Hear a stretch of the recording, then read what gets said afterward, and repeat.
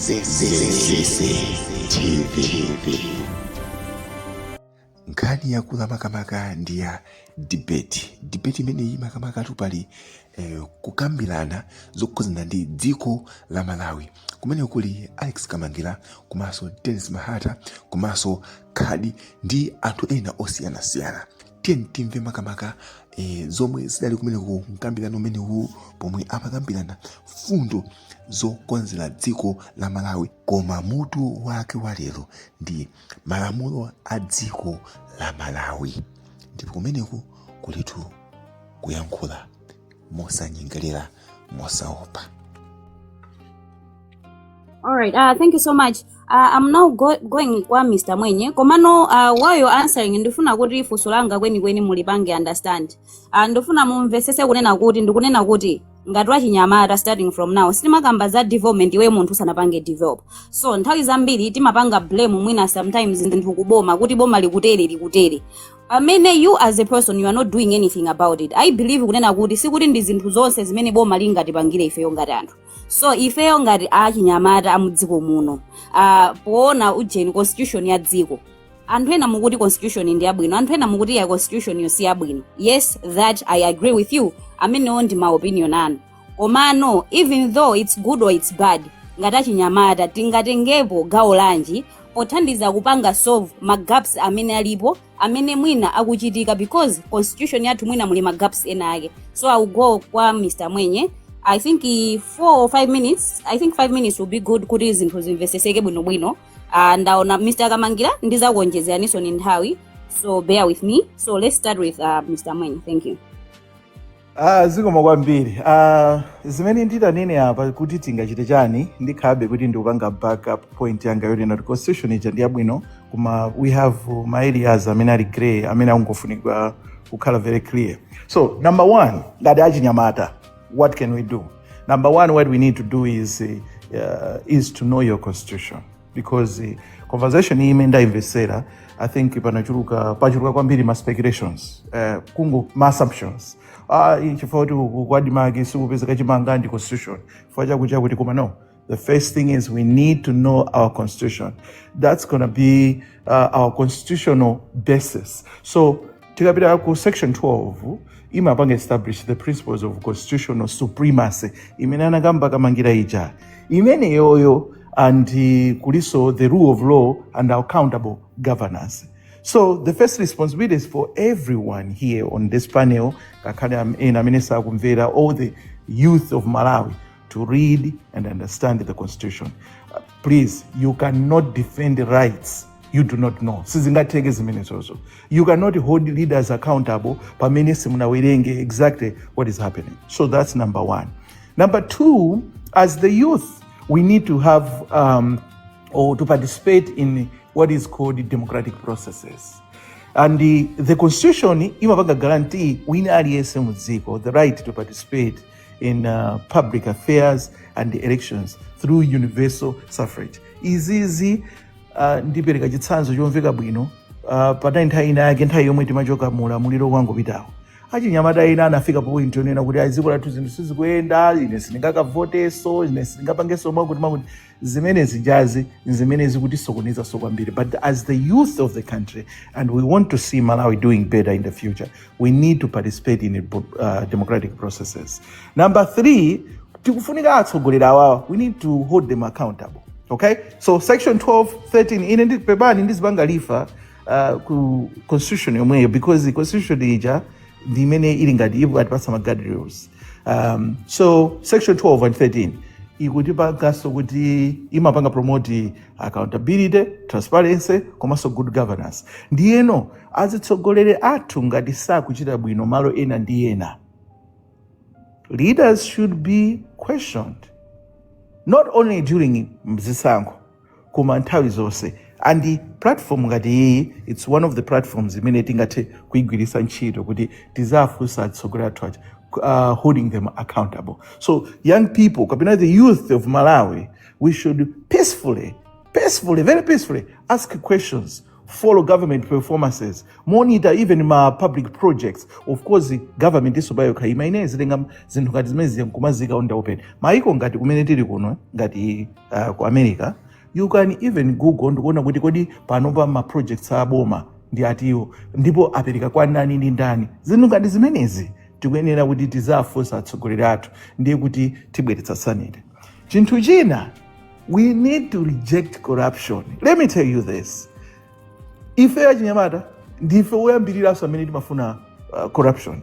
And I'll tell you the reason. Ineyo based on my study, inaonetsa kunena kuti chifukwa cha umphawi umene tinawo tikangokhala ndi opportunity yonena kuti apapa nditachita ka corruption ndipeza kusoka ndalama kena. We are also indulged into those practices. So we need to reject that corruption, number one. Number two, Kamangila all the time wakhala kupanga fight for corruption. I'm not saying only Kamangila. We need to stand up as the youth.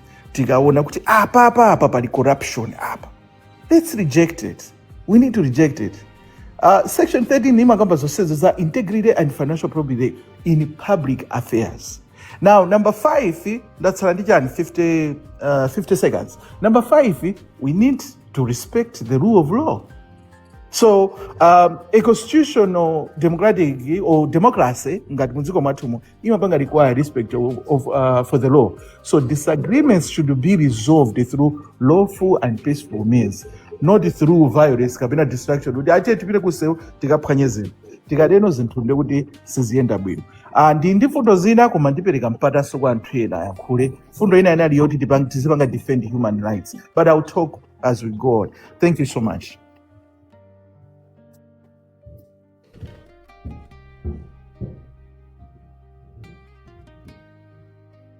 Kadi. Moderator.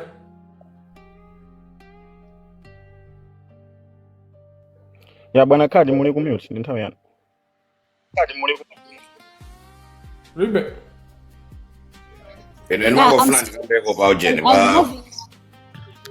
I'm sorry, I was having a bad network, so Mr. Kad, because I'm giving you 5 minutes. I like listening a lot to the intelligent minds that are here, and I always get frustrated with our education system because simari punzisa kupanga capture nkanija in a framework yori muntu abanga understanding no bwino. That's why a lot of people they are going like this, meandering. So constitution yathu ndiyo kuti pakali panopa we need to scrap it. It's not the best. It doesn't serve the progressive mind of the new Malawian kid. My age aina Kamangila. Mafana ma 90s. It doesn't serve them. Panova, we are going into an AI generation. In 5 years' time, the whole world is going to be served by AI. Malawi is still stuck with a 1964 constitution. That was actually changed, I think, 1994. The reason why we fail even more Kesia Amariri Sija, the reason why there is nobody being arrested or prosecution or being prosecuted is because the constitution has been abused, and abused it no longer works. Let us come up with consultative meetings. Go in organizations. I mean, at the initial framework of the constitution in 1994. Bring them back over to the table, bring new people, bring new CSOs. Let us go for a referendum to change the constitution. For the constitution, the Kenyans, they did what we are doing here, started debating, and then they realized, no, this encourages corruption. Let's bring in a different constitution, a federal one. Even though the Kenyans never called it a federal constitution, but if you look at it, it is a federal constitution. It demarcated areas and assigned powers to provinces, regional powers. Nairobi, governors are the system is working. And Nairobi is I think since they changed the constitution, is one of the fastest growing cities in Africa, built by black people like you and me. Also, Johannesburg, Cape Town, for Kenya, if you go there, you see progress. It happened because the old constitution, it was like a chokehold on the people and progress. The same thing with Malawi. Ababa brilliant minds up. I like listening to Kamangila. I like listening to Kamdi. I've come across new guys that are very articulating and they're good at what they are presenting. Only that maybe they go. But what we need to do is make a decision. Are we going to be the proponents of a new Malawi? Are we going to be able to usher in a new constitution? Can this group help in presenting that information to the people? Yes, we can. And how do we go about it? That's where we are starting now. We are having this conversation. Then we are going to go on the ground, talk to people, and bring in the necessary organizations that will now push the referendum. Because we cannot go on with this constitution at all. It's trash. Munaona zimene munagamba akuti separation of powers. Somebody said good parliament still can summon a judicial service or whatever, my judges. I'm not going to but judges, my judges are not there is separation of powers. If judges feel like my MPs are even zero, they cannot summon them to parliament. We're not going to judge who they never get summon. But I mean, corruption no say we go to judicial. Chili chose you manage to chola kuiga in Malawi. My judges are going to go back. I mean, these are the dangerous people that have destroyed Malawi. On Sewa, I'm going to get a chance at college. This is where we need affirmative action. What is affirmative action in a sense? Who did you say?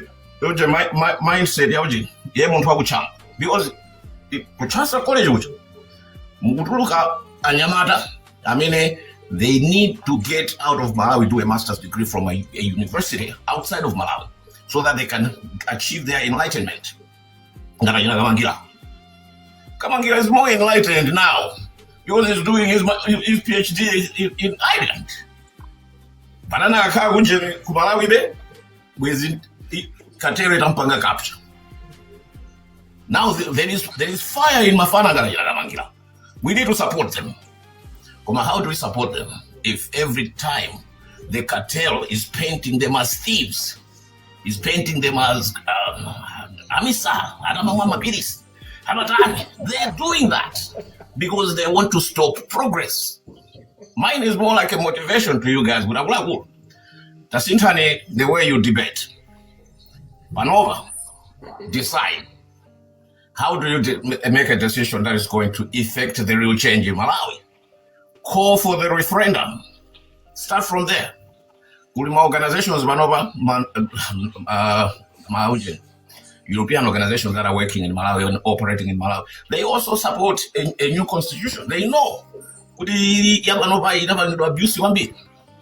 My judges, they feel like they own the country. That is where it is wrong. And for Seaja, so swao, the Chankolosco, inayo madini kama muona age kanyongolo ni gato ni kanchenzera ndi machita kuona kuti these are the people that destroyed Malawi. Waona Darth Vader ndamene achawo because aliyense anaphunzitsidwa ndamene acha. Now you cannot have dziko lisipangidwa running ndi one law school. Mr. Kadi ndikupemphani kuti mumalizeko. I think your time yatha then ndingokupemphani kuti let's talk about bringing in a new constitution. But let's have the debate for referendum. That is the next topic. Are you? All right. Thank you so much. Mr. Denise Mahata, ndokupasani 5 minutes. Zomo kwambiri, Madam Moderator. Of course, in this sinagwizana ndi mene discussion imayendera. One, I think maybe criteria yona kuti munthu 10 yake izifika from a circumstance otani. Zikhanga kuti amene otha kuyankhula nsanga amakhani mpata oyankhula. And pachiyambi, I think munandika munthu amene nali ngati uri ndipange open argument yo test constitution and how munafunsa mafunso ambiri. ngoba sinapasidwe nthawi makusaja ndo yakhe mpaka ina Alex Kamangila apezerapo mwayo ndipanga andi munapereka flow kwa anthu kuti andifuse mafunso koma mafunso aja atangoyamba sinapasidwe mpata oyankha mpaka nangasanduka ngati changoboka. There I think we will learn from there as we go masiku enawo. Panali argument tunena kuti constitution ili for its purpose. You know, purpose ya constitution ndi chani? Palibe anthu akamba za purpose ya constitution apo. Akumangopanga deflect kambo kamba za ma policy. It's okay kunena kuti constitution ili bwinobwino tisiye yomweyo. Koma kuthongo fotokoza zimene zili bwinozo, zili fit for its purposes. Utonena kuti ya constitution isili bwino. The new fotokoza zimene sali bwinozo. Bamumati constitution ili bwino, koma isali bwino ngambo chwa za zinthu zina. Constitution isili bwino ngambo chwa za zinthu zina. So yasanduka debate ya topic yola kuika. So contribution yake sina yone bwino right? I think tiphunzirapo subwina as we go. I believe you kuyankhula kumbali yanga. I believe aliyense ali background osiyana, ali maitanidwe osiyana. Alex Kamangila ndi anthu a human rights, akufight against corruption, ajina Phunziro Mvula, the been activists, the politicians, ajina Dr. Washington mwenye ni academician, I think the people politicians. Aliyense di background yake amaona intervention imenanga tenge. So timulole Mose akhale utulutsa anthu Igupto. Then timulole so Elijah akhale Jezebel. You see? Ine kudifusa ndaisenza mbimbi ndapangopa iti youth for monitoring change kuti sithe constitution zitatu nazilika kuti what I need is bwedo kubawa. Kumbali yanga I want to constitution zachoke. Ndine mwana wa munthu amba priority yanga ndi welfare umoyo wa anthu. Ine sine elite ine sindili kunja timalima madimba sife ma PhD doctor ife ife priority yathu wati dziko likwenda bwino ndi welfare umoyo wa anthu bwanji blanket yayo koneka bwanji mwana wawo ku school amavala sapato utani you know chakudya pa mpale pawo chimaoneka bwanji. Zimenezo singazipanga achieve opanda sovereignty ya miyala yathu, opanda sovereignty ya ndrama yathu, yopanda structure imene kuyang'ana local government ngati boma lalikulu. You see? So ndikamaona constitution ndikuona mangozi ngati amenewo. And amene akuona mangozi ngati ena, that's okay so. Koma musanene kuti Mahata suli practical iyayi. Ngati ino chinthu simungachikwanitse simaitayendo yanu. Zosatheka zimenezo, zosatheka ndi inu. Ifeyo maitayendo athu ndi amenewo zatheka. Ndi ankhafusulano choti ngapangepo kwa ineyo my aim khandi political power and yosati so ili yose kumokhala president. Why imofuna kukhala president? Nimapanga believe kuti president uli ndi mphamvu yosintha mawanga. One, tsiku lina utokhala commander in chief, mkulu wa nkhondo. Tsiku lina utokhala head of state, ndikuona abantu ophunzira kusokoneza head of state ndi president wa executive. Zosiyana zimenezo. Zakani mphamvu yokhala head of state. Ngati head of state bichipo chimene ndikuchita. Zakani mphamvu yokhala no president amene ukuyendetsa executive. Muzinthu zitatu zimene zizi it means nthawi imene ndafunika ndisinthe law zindiphwekera. Tikamasewera golf ukamanyamula mpira kuyambirira nthawi inde kundibalitsa ndimakhati yamba countdown ngati yabweraso sinzoenda some seconds ngati wamitsa data. Koma No, let me plead kunena kuti Mahata extra 5 minutes. It's fine. We're here. Let's listen to him. Let's give him 5 minutes.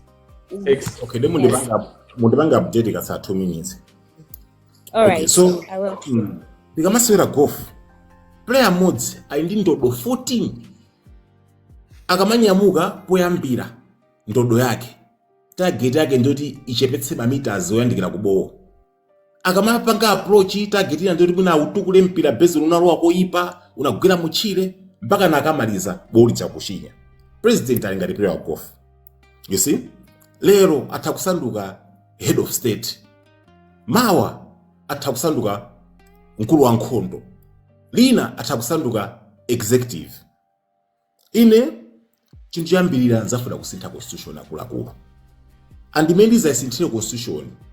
Sindizayisintha constitution mopanga mupanga konzera anthu ambirimbiri ndikudziwa simugwizana nacho koma ndifotokoza kwaya chifukwa kuti zolakwika zonse za mu constitution ma beneficiary ndi system yomweyo kunena kuti tisintha constitution limodzi ndi system ndiye kuti palibe chene muchite zingati muzikolopa nyumba ya matope ndi madzi amatope then chachiwiri kunena kuti tingosinthamo molakwika that's okay ngati mufuna mungopanga improve kandulo koma nenda ndinakale silufuna kupanga improve kandulo ufuna kubweretsa babu is better than a candle.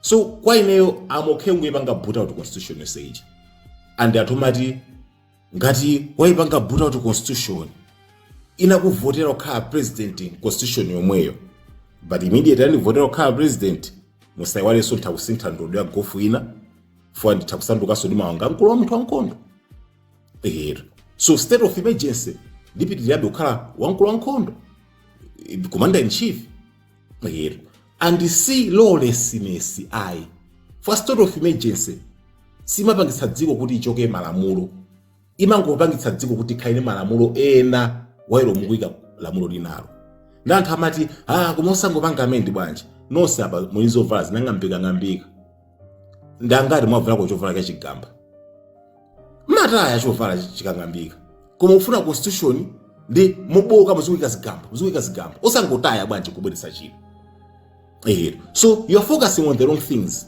mukupanga focus on kuchepetsa mphamvu ya president kupota ipanga abuse you should focus on choosing the right president kuti sangapanga abuse so mukumpanga stupid president mphamvu ndo sangokhala ndafuma azikulamulira ndi bwanja ati choose the right president mpase all the power and mairiti muli ndi syndrome imodzi mapanga igino chilichonse cha umoyo wa munthu you are just focused on kumene kukulowa mphamvu makhala ndika envy anzanu maprofessor anzanu umaona tenga president zimphamvu zonsezi machero siku ndi envy you're not thinking of using logic you see ndizi panga conclude pompano kubabe ndifuna anthu amene mafunso atamati yanga ndi theory si practical mundipange prove apa because mangonena mangopanga speculate because paibe onde yankhula apa kuti chimene yankhula za local government paibe wafunsa technically yankhula za ma laws paibe wafunsa technically kungo yankhula basi kuti speculation for sukuzidziwa izozo neni speculation so ineyo maitanidwe anga I would want to restore fair, I would want to restore mphamvu ya ndalama, I would want to restore sovereignty. Malawi athu aziopa usati mangogwira nyanja athu kamaliza zimenezo ntakupita mutobwerapo maitanidwe anu and to do that I would want a new constitution imene ingizabwere ngati babu usati improvement ngati akandulo. Have you heard how ridiculous mukumveka constitution imene bwino voting system muna democracy system bwira njani misa constitution imene bwino kuma ma institution mla kwendera who shares mphamvu kuyambira kwa head of state mpaka kufika kwa institution misa ni constitution you sound ridiculous rakulaku you know then mukatemo panga deflect atisakambiyani zamango vuto ndi nthochize sizotsekemera tikudziwa kuli mavuto kuma act kuli mapolisi kuma tsiku la lero tukamba za constitution iniyo ngati mukuona kuti constitution ibe vuto it's okay khala ndi kandulo koma ifeyo tizabweretsa babu. I like to think kuti anthu ambiri amene ndi mantha amene makondo kamba kuti izi sizikatheke kusintha international kanchani mwambira nchani. I like to think kuti anthu amene ndi mantha ndino anthu a generation yakale munali ndi nthawi ma 2018 ife tili masecondary menemo kuti mubweretse malo amene mmafuna mwankanika nawo ife tili ndi ntchito yokonza zili munakatika kukonza yobweretsa zinthu za nyowani then kupanga secure future generation then ino amene mwakanika kupanga zimenezo mu generation yanu mufuna mutipange share mantha amenewo chonde mukamala nkhula mukatipanga address a generation yathu musimati uze kuti izi nzosatheka izi muti anazo nthawi you had all that time mu generation yanu tisiyeni tikoze Malawi amene tikufuna ifeyo wa ife tizamuyamba pochotsa constitution zikomo kwambiri. Basi mwamaliza wabatsana anthu ajamati amanena kuti okay nwangu kuti mwamaliza kufa ineyo I had given you all the time, so if you say kuti akhoza kusana mafunso ngati moyo ndi mafunso I think you can ask him. I give you the floor. No, I think This is what distracts. It's not a conversation. You so yes, again. yes, yes. Okay, so all right. nthawi yanga mwanena kuti ndikuyankhula theory ndikupanga speculate zabodza prove to people ndifunseni chabodza kwenchitiro nene pompa sisokoneza conversation fani nthawi yanga And I come and spend spending how young, eh? You can't wabanga. You are not spending your time, you are spending in Kauya, Mr. Mahata, because we had agreed with it on Jezrand. Thank you. And I'm really someone veteran mtakamaya nkula mango yankwaza mango mbesa Mahata wakamba just 2 minutes ago wakamba kunena kuti mukunena kuti vuto ndi constitution kapena ndi malamulo vuto ndi munthu. I don't know ngati ndinamva ndekha musankhe the right person. You said that you should choose the right person.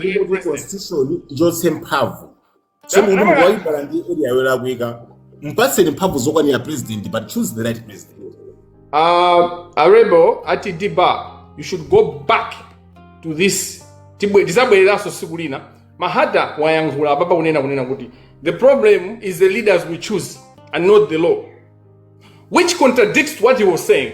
Everything that he was saying was a contradiction because he said summambetsera ena kapena komano ndikupempha ati diba we should go back to this point because he made it and it's like 5 minutes ago that he said that. But anyway, I want to understand when Mahata says kunena kuti ine ndikazakhala president ndikuchosa constitution yonse ndikubwesa constitution. What kind of constitutional framework is he bringing? And what way? Because I've had conversation with Mahata as early as 2024.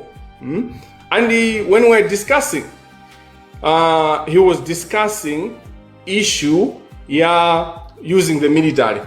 With the military, the many when I was running power. And I questioned him. I told him military katangale mpanga. So if you use the military to take power, military idea yako yosintha anthu. Then ndifuna ndimve ababaza changing constitution. What constitution is he bringing and how is he wanting to become president? Is it through the same constitutional framework yomwe nayo kapena through taking power with asilikali? The third question I have for Mahata is kunena kuti being educated kapena kupita ku school doesn't necessarily mean kuti sunapite munthu mudimba sunalime.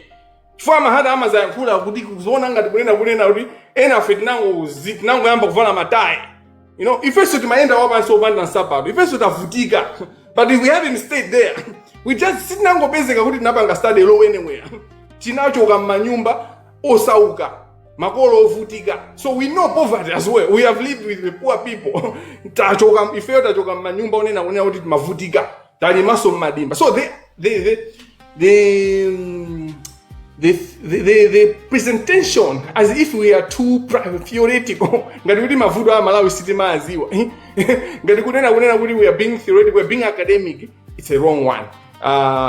Kodi ndimene inali chiyambi cha funso ndonena kunena kuti kodi kuphunzira is it a problem? Kukhala a PhD holder or kukhala a master's holder kapena kukhala a degree holder, is it a problem?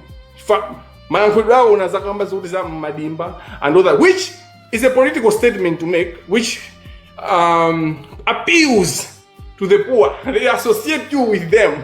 Komano, what is the substance in there? So nimangofuna unena kuti kodi kuphunzira kapena kusintha status. Yeah. Mafunso atatu. Ngati ndaphonya undukuzi. Musaiwale kuti sinapatsidwe mpato yankhula kwambiri mu conversation. Ndimapanga summarize. Everyone. Ndimapanga summarize maspeaker osiyana-siyana. So ndimayankhulaso munthu amene akamba kuti constitution yathu ikulakwika poti president ali ndi mphamvu zambiri. So amene uja ndimamuyankha kuti iyayi sikulakwika mpamenepoyi ikulakwika chifukwa kunena kuti we choose wrong people. So sindimanena kuti constitution ili bwinobwino. Koma pende kuloza kulakwika pa ineyo ndipena kuloza iyeyo osiyana. So I think that one must have been munthu amene akamba za appointing powers. You see, so kutenga zinthu out of context kuphatikiza, just don't forget to manka different speakers. Tukakamba za power, sinakambeko kuti military zatenga power. Ndanena kuti anthu amene amadandaula kuti kuichotsa constitution kubweretsa ina, that gap imabwera ndi lawlessness. Then mati iyayi, that gap sibwera ndi lawlessness chifukwa kuti kumakhala state of emergency. The military is in charge of making sure laws are being followed. Sinakambezo pawo pita ku military. Koma ukusokoneza ndi point yanga ya president as a commander in chief. I told you kuti entire state of emergency, he has an advantage. For even president wake wapita ndi constitution yachokayo, commander in chief wake watsalabe, because state of emergency has handed over to the current commander in chief. Tifakena kupasa example ya golf course kuti ndi player yemweyo koma kusitha ndodo. So you're also quoting me out of context. Typical lawyers, when you can't take facts, you give technicalities. Koma ndipitirize, sina kambeso za kusaphunzira ndakamba za elitism. Ndikanthenda kamene anthu ngati inuyo mukapita mwatenga PhD mwakhala ma workshop mwamba kupanga interact ndi anthu otsogola pa mwamba, you forget kuti you are elites. When I was giving example ya Mudimba, I was not talking about munthu wa Mudimba losaphunzira. Ine ngati neyo Dimba kuti madzanga ayende ndo ndapanga calculate from discharge ya pump, discharge ya mtsinje, total head size ya nozzle ya sprinkler, ndi school imene yoti anthu ali kutali nayo. So the fact that ndili Mudimba sidupanga advocate umbuli, ndupanga advocate struggle, tindi anthu anoba anthu amba pa ground. Fera kakwera zimatipanga affect ifeyo, nsika ukagwa oma crops zimatipanga affect ndifeyo. People like you ndanthu enda workshop kunja, you can't know that. So in Makamba za 8. No, moderator. Interjection. No. I can't take that. I can't take that. Can I? No. Can I plead for peace? No. Can I plead for peace? Moderator. Can I plead for peace? Can I plead for peace first? Can I plead for peace? Yeah. No. Okay, I plead for that. peace. Okay, I think Mr. Mahata, your time you stand 14 seconds. Can you finish and then you go to Mr. So before he finishes, I want him to withdraw that because he believes that I don't like when people think that the people that they're outside the country, they don't know anything, they don't know what's happening in the ground. I don't like that. It's a fact. You need to withdraw that statement, boss. No, yeah, we can even give you 2 minutes. But what I'm saying is simple and straightforward. How Kamangila we get affected, Abana. We pay taxes. We buy things in Malawi. We get affected even if we are living outside the country. That's not right. You need to withdraw that. Dimalize statement yanga. Mubanga withdraw for yanga. What you need to withdraw that. No, you're not going to. And then moderator, I mean, you can't take that. Can I beg your pardon? I can't take that, man. I can't take that. He needs to withdraw that statement. All right, can I take Mr. Mahata, can you please let me speak? That's not the truth. Okay, both of you, can I get in first? Moderator, Tengani. Mahata has made his statement. We don't agree with him. You can't stop him and or force him to withdraw. Let him proceed. Okay. Mr. President Mahata, proceed.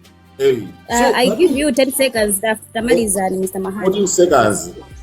So, pamene bobo Kamangila twist point yanga kuti uleka kupanga promote umbudi, but what I was trying to say is I'm against elitism. So when I say kuti anthu amene ali kudimba, I'm not saying anthu saphunzira. So akamba kuti are you promoting saphunzira? So that's what I wanted to clarify. I'm talking about elitism. Maona papa amene takamba za constitution, wakamba ko za offender. That should tell you what I'm saying.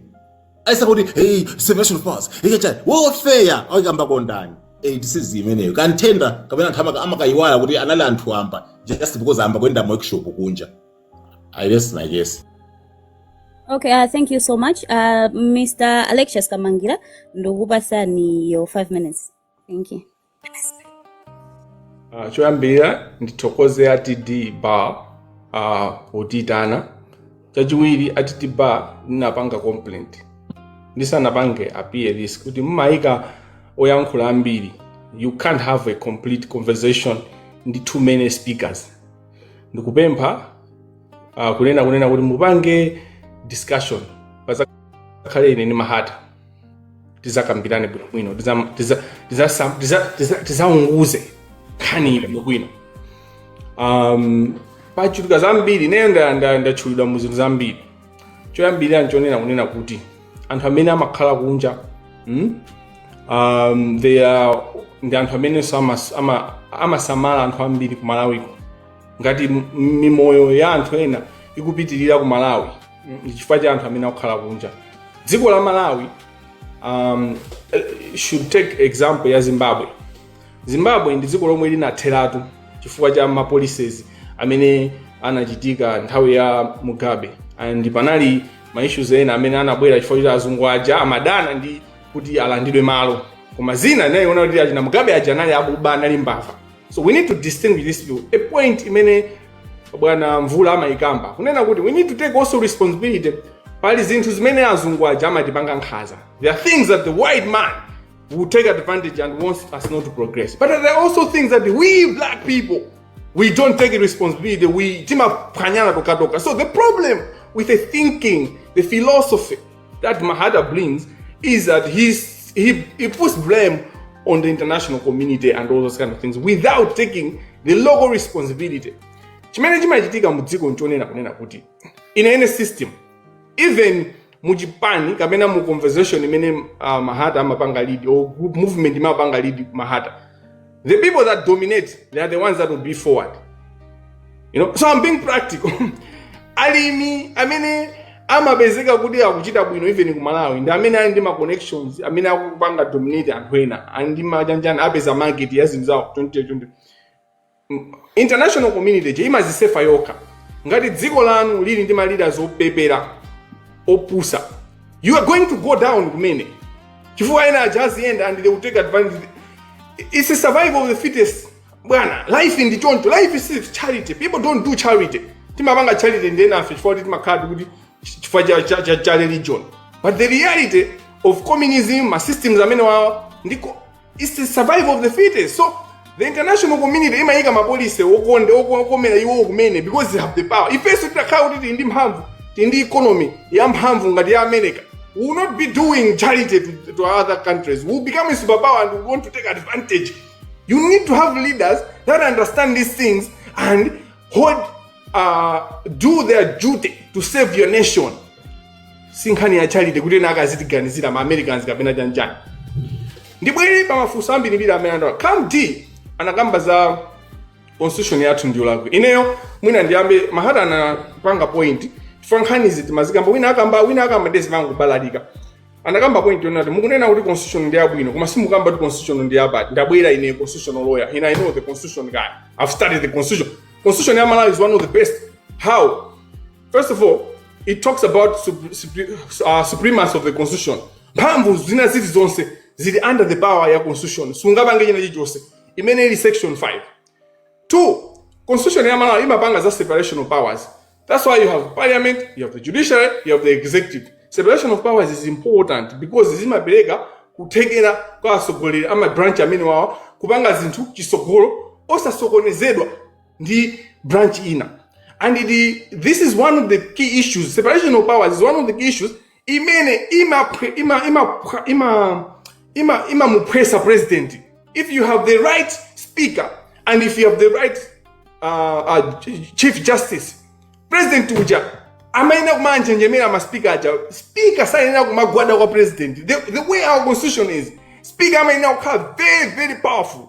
Ni munthu wankulu amene ujayo speaker. Osati kumakagwada kwa president zimene mapanga aja na Sulemani. That's not the spirit of the constitution.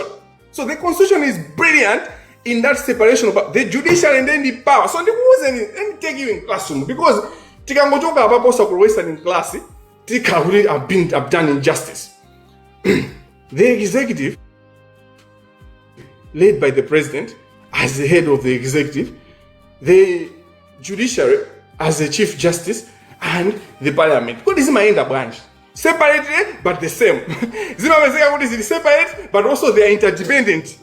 It's Zimabezeka so Zimabangana so hold accountable each other. How? For a policy of the gap of a dziko, kuti dziko liende policy, imayenera kukhala kuti executive ndimene imakhala ndi eyes to the policy. Dziko kuti liende president amakhala ndi direction. Dziko langa ndifuna ndipite nalo likhale ngati Australia, APM says that. Iye ujana amene awina kuwesa policy through his cabinet, the executive. Policy ija kuti iteke, you need parliament to budget. You need to do a budget. You need to finance the policy. budget amapanga ndani ndi ma MPs. So you go to the executive. So the executive is independent, but it depends on how it works better together with the parliament. Kuma parliament jaindi power yopanga zinthu zake independently.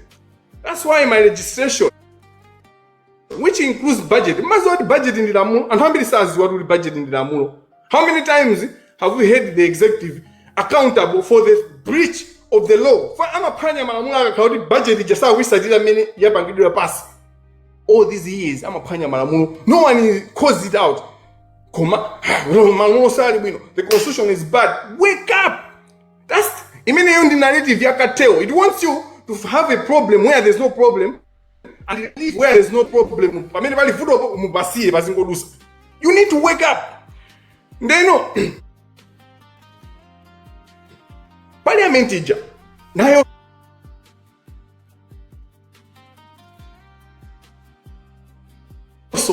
ili independent imaenda kupanga malamulo bla bla bla. Kuma ikapanga malamulo chama wangida wa senti ndani kodi ndi president itu as executive. Party manager nje kuti you need to check parliament. Umaenda kuipanga check parliament. Kuma parliament ikapanga malamulo president akasainira. Malamulo aja they need interpretation.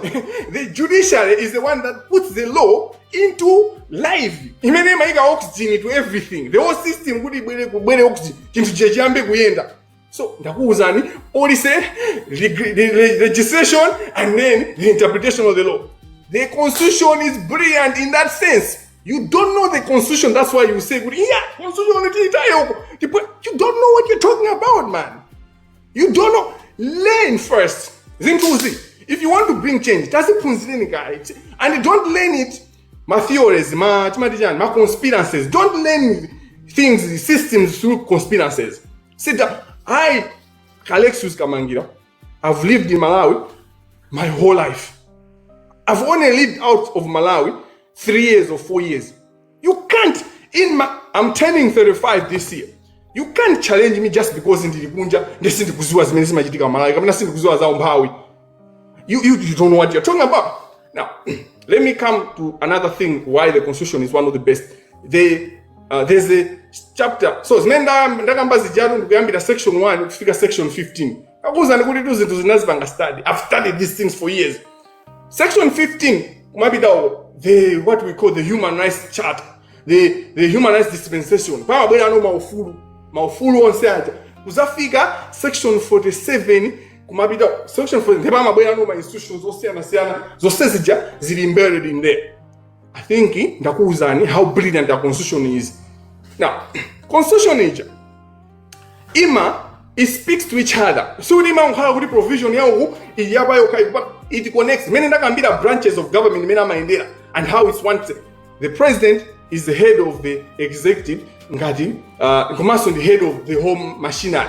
So amabanga solidi, parliament amabanga solidi, then Maro Oceana as the head of state.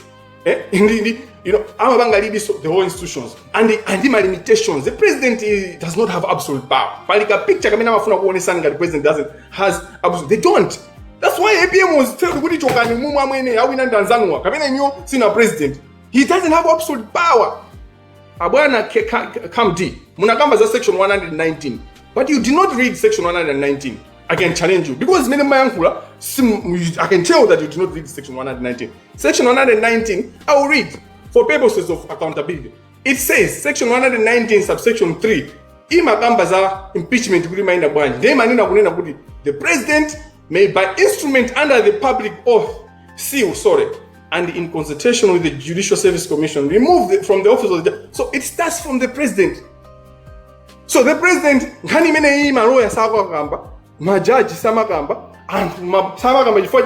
they don't want to hold the president accountable for my problem now with judiciary. Largely is also it my with executive with your president and for our politicians south nobody judiciary is banga operate my judicial officers are compromised. The politicians would get away. They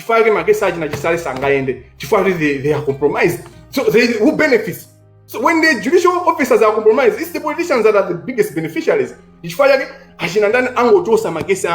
And we are watching like that and all that. So there is a systematic system ya corruption imene kuenda ku Malawi. Koma tilibe system Yeah, constitution is nayo panga replace. Ndeti mayangana ku system yako rapimena constitution is still inu.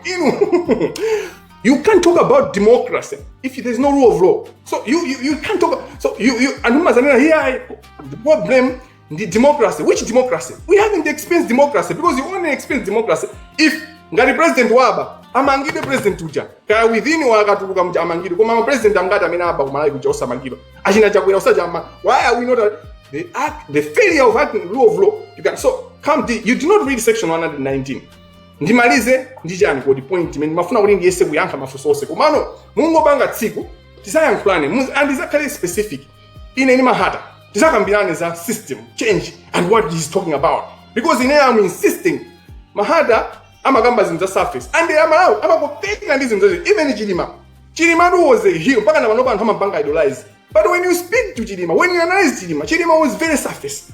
And when you dig deeper, his friends, when you look at his friends, you knew kuti munthu jasama pili za simu makamba pano za chanchani Chilima anapanga ma reforms and all that. Kodi Chilima anakhala vice president for how many years?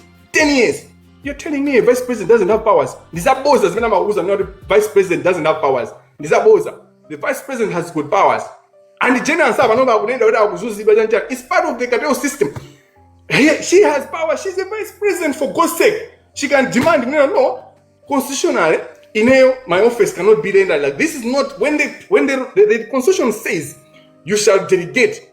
It doesn't necessarily mean that then you decide to do not delegate to render the office of the president or the vice president useless. The law cannot allow that. So, as a lawyer, Dr. Jane Ansah, is part of the cartel here. She's benefiting, she's getting money and all that and all that. Ama kupitisa by TV by aya nkula mungu kanga inukumaona ngati akuzuzidwa munthu oti akuzuzika akumva moto angangokhala basi kumangoonera akufuna kundipa. If they want to kill Jane Ansah, they will kill him tonight. If APM or the DB machinery wanted, wrap up. Yeah, I'll wrap up. If the DB machinery they wanted to kill Jane Ansah, they would kill her tonight because they control everything. Now, let me come now to Anyamata. Moderator watu watifusafusa. I think I don't have to explain to me as young people what you have to do because I am doing it.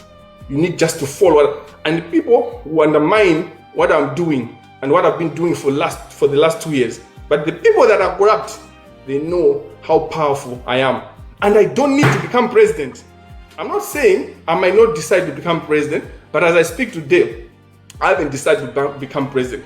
Why? Because I don't need to become president. I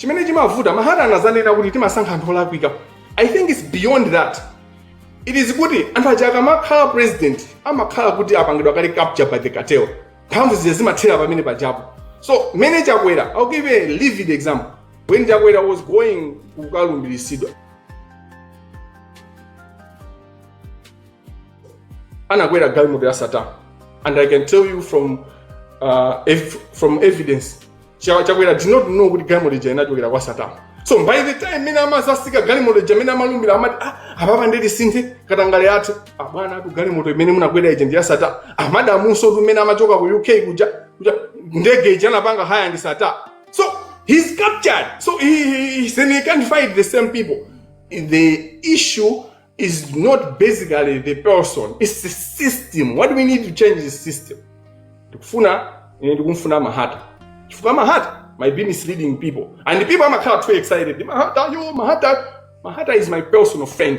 And I like Mahata because he has a philosophy. And Mahata wants good for this country. But it's not enough to want good for the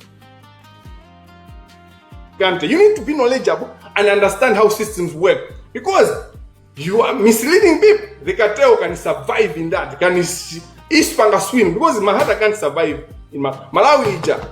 Singapore operate on its own. You need connect. You can't work on even America, even in USA. Singapore work on its own. What do you want funding? They want to connect with us because they need us. They fail. Many big as America. In China, many big. Why do they bring their money here? And because you need connectivity. What you need is to strengthen your systems, have people with vision, people that love the people. and that want to change. And not kunena kuti basi ifitiye ndisa system yatu. This is not 1929. This is not 1800s. We are in 2026. I, Alexius Kamangila, actually Alexius Emmanuel Sirombera Kamangila, I know what suffering is. Ndagonapo nyumba osaja ineyo, maswa chakuja. Poverty, I know poverty. Ndapitapo kumunda, kukalima, kuna mikango, pasi Sirombera. Tinti munda mpaka napano timalima abe. I know farming. Ine ndikuziwa kupita ku school kuyenda ntunda upita hapo. The fact that I'm doing a PhD or I might get a PhD in future doesn't make me unaware of the poverty of the people.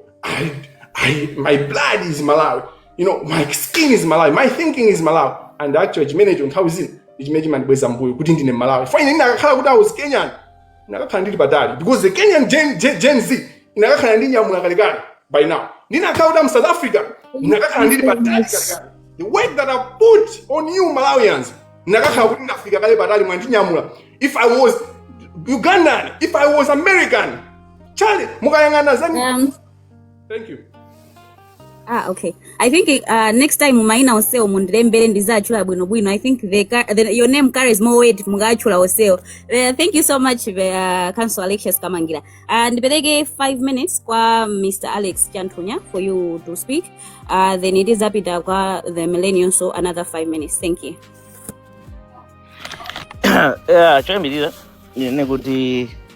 Sometimes as a country, that's why we are not progressing. Because sometimes simona ngarunina kuti anthu amene makhulupirira kuti anthu amene anapita kunja kapena makhala mai kwa kunja amaona nthawi zina zinthu zina mosiyana ndi mmene zinthu zina zikuchitikira ku Malawi. They understand and they see some of the systems how other countries are doing. As Kamangila, he concluded his word saying kunena kuti if he was in other countries mwina anthu ena anakatha kugwiritsa ntchito mwa njira ina. Because other countries people do things different when they see people are making sense wa kunena chinthu china chake. It's different system. So anthu ena family makhala kunja timakhala every day moyo wathu timakhala ku Malawi timakhala ndi chidwi tipange contribute zimene zikuchitika ku Malawi because we believe that we are Malawians and our country needs us more than any other country in the world. That's why we come here and discuss the issues that are affecting our countries. Timakhala kunena kuti we have things to do. Timakhala kuti we are fine, okay? Timakhala we are fine, but when we think about home, it really hurts. So it's an insult for someone to come here, and I repeat, it's an insult for someone to come here and says like, Ife, we know nothing, and because he's living in Malawi, so he's better than us. That's totally out of order.